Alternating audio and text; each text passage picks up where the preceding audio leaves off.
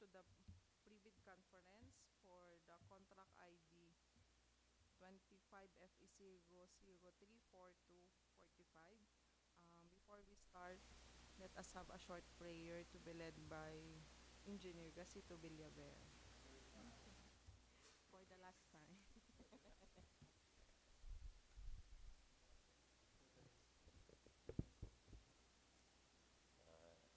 Let us invite the Holy Spirit to be present among us. In the name of the Father, and the Son, and the Holy Spirit, amen. Almighty God and Father, we worship you. We give you thanks for the blessings, for protection you always give our families, our loved ones. Today, O Lord, I also thank you for this day being my last day of office. Thank you for all my colleagues for being with me for the 36 more years, past years. Also, Lord God, once again, please guide us, always enlighten us, give us your wisdom in everything we do. Always be our guide, always be our protection.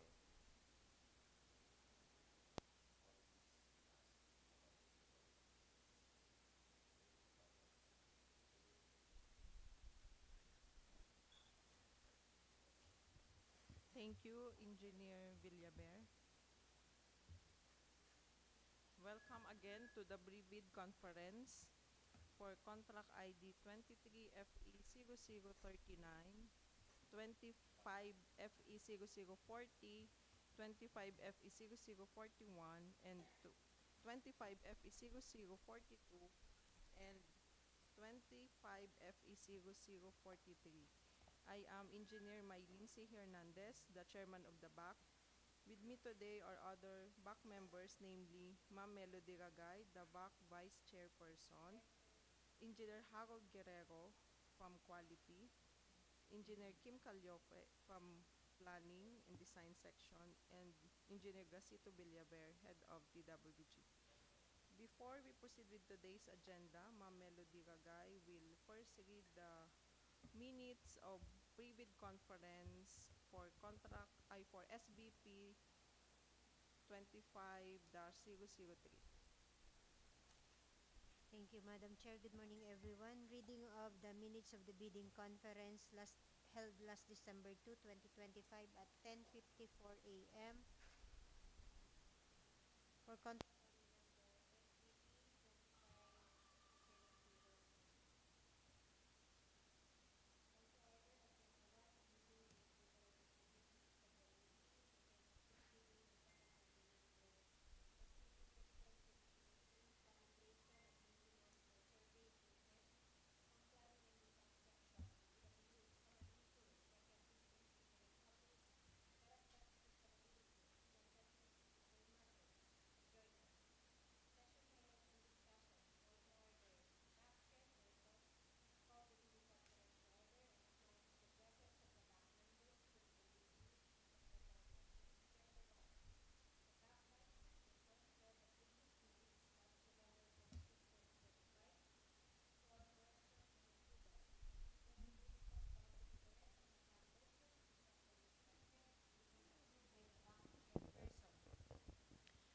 Agenda 2.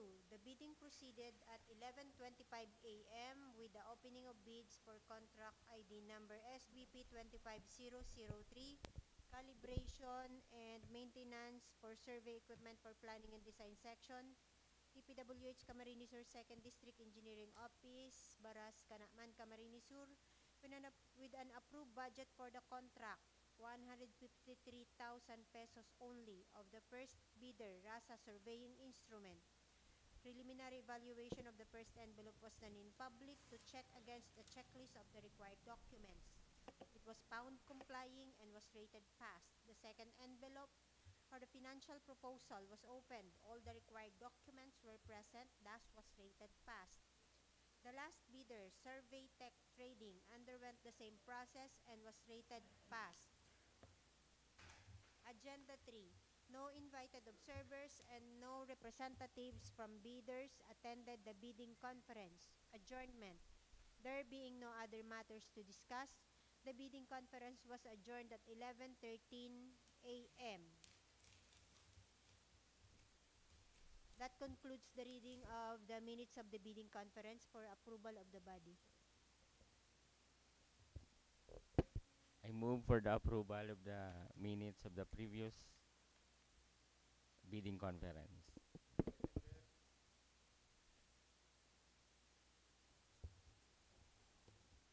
It has been moved and seconded that the motion for approval of minutes for previous pre-bid conference is hereby approved.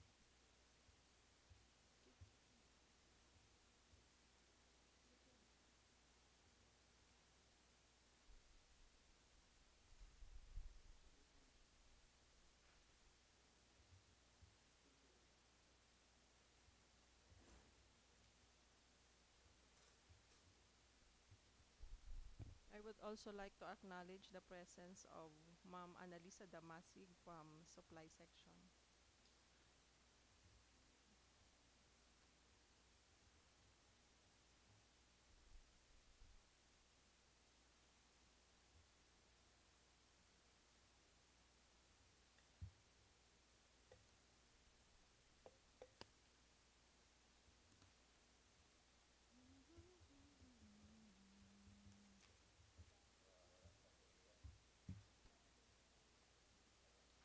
Since no prospective bidders and observers are present to inquire or clarify, we will um, proceed with the reading of the project details. Engineer Kim, please read the ITB for contract ID, for all the contract ID na lang. Ah, sige, mga important na lang. Pre-bid, bidding.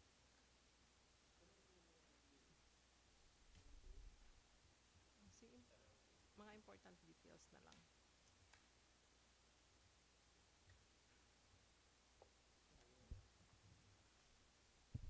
Good morning, everyone. I'll be reading the invitation to bid for the 5 projects, namely 25 FE 0039, Cluster 1, repair rehabilitation of damaged classrooms at A. Gainsa National High School, Gainsa Camarines Sur. B.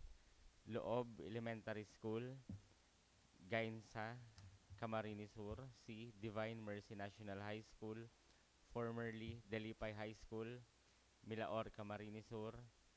And D. Baliwag Nuevo Elementary School, Minalabac, Camarines Sur. The DPWH, Kamsur 2nd District Engineering Office, through the GAA FY 2025, intends to apply the sum of 28,592,950 being the approved budget for the contract to payments under Contract 25 FE 0039, Cluster 1, Repair Rehab of Damaged Classrooms. Bids received in excess of the ABC shall be automatically rejected at bid opening. The DPWH invites bids for repair rehab of damaged classrooms at Gainsa National High School, Loob Elementary School, Divine Mercy National High School, formerly Dalipay High School, and Baliwag Nuevo Elementary School, Minalaba, Camarines Sur. Completion of the works is required 275 calendar days.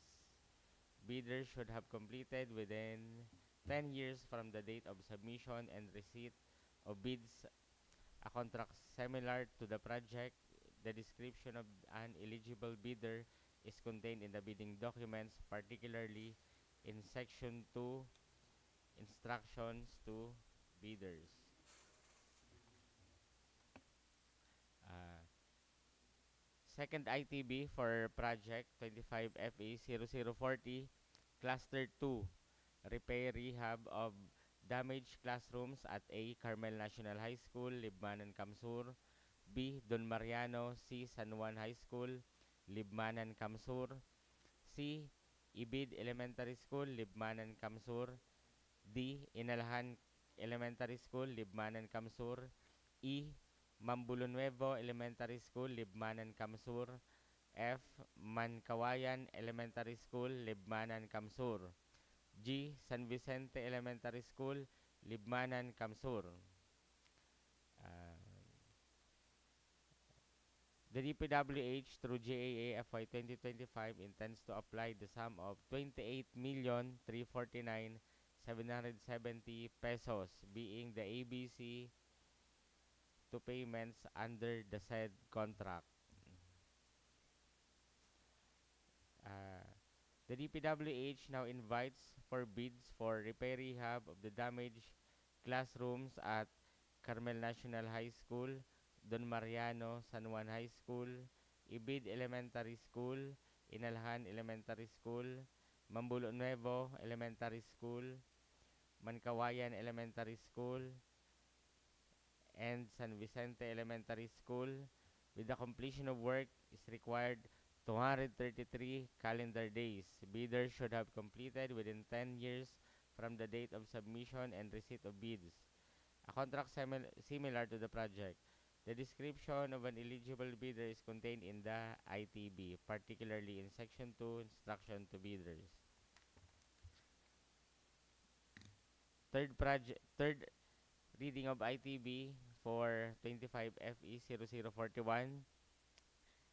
Cluster 3, Repair Rehab of Damaged Classrooms at A. Katanusan Elementary School, Minalaba, Kamsur. B. Magadap Elementary School, Minalaba, Kamsur. C. Sagrada Familia High School, Minalaba, Kamsur. D. Upper Anayan PS, Minalaba, Kamsur. E. Burabod Integrated School, Pamplona, Kamsur. And F. Cagbibi National High School, Pamplona, Camarines Sur.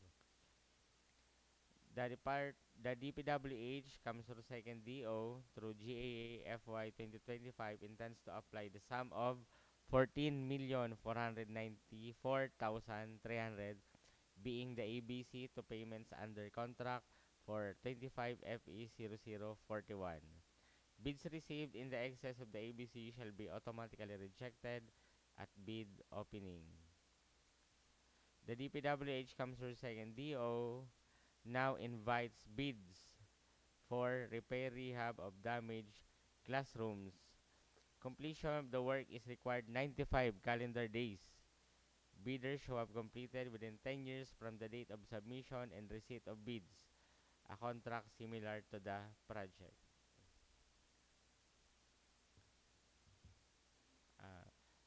Fourth project, 25FE0042, Cluster 4, Repair Rehab of Damaged Classrooms at A. Caranan Elementary School North, Pasacao, Kamsur. B. Dr. Lorenzo P. Ziga Memorial High School, Pasacao, Kamsur.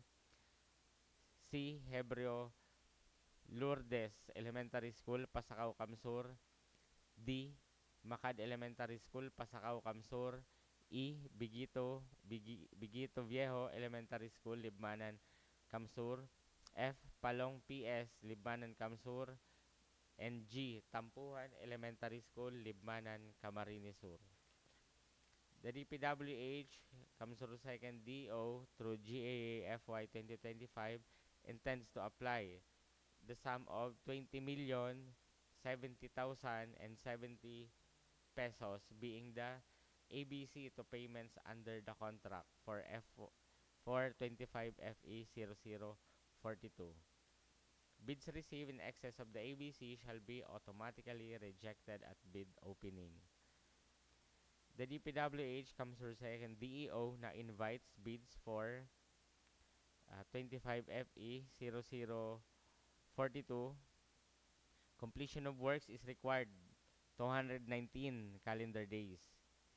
Bidder, Bidder should have completed within 10 years from the date of submission and receipt of bids, a contract similar to the project. Uh, Lastly, ITB for 25 FE 0042, Cluster 5, repair rehab of damaged classrooms at A. Tampadong Elementary School, Pamplona, and Kitang Elementary School, Pasacao, Camarines Sur. The DPWH Kamsur 2nd DO through the GAA FY 2025 intends to apply the sum of 23,015,250 pesos, being the ABC to payments under contract for 25 FE 0043. Bids received in excess of the ABC shall be automatically rejected at bid opening. Completion of works is required 191 calendar days. Bidders should have completed within 10 years from the date of submission and receipt of bids, a contract similar to the project. For the 5 projects mentioned, interested bidders may obtain further information from DPWH Kamsuru 2nd DO and inspect bidding documents at the address given from 8 a.m. to 5 p.m. A complete set of bidding documents may be acquired by the interested bidders on November 28 to December 19, 2025 from the address given upon payment of the applicable fee for the bidding documents pursuant to the latest guidelines issued by the GPPB in the amount of 25,000 pesos. The DPWH Kamsuru 2nd DO will hold a pre-bid conference for the 5 projects on December 5, 2025 at 10 a.m. at Conference Room DPWH Kamsur 2nd DO, Baras, Kanaaman, Camarines Sur, or through video conferencing via YouTube, which shall be open to prospective bidders. Bids must be duly received by the BAC Secretariat through manual submission at the address indicated or online or electronic submission through the electronic bidding facility of the PhilJEPs on or before December 19, 2025 at 10 a.m. Late bids shall not be accepted. Bid opening shall be on December 19, 2025 at 10:30 a.m. at Conference Room DPWH Kamsur 2nd DO, Baras, Kanaaman, Camarines Sur, or on YouTube. Bid shall be opened in the presence of the bidders' representatives who choose to attend the activity. That concludes the reading of the ITB for the 5 projects. Thank you. Thank you, Engineer Calliope. As the pre-bid ends, we will cut this live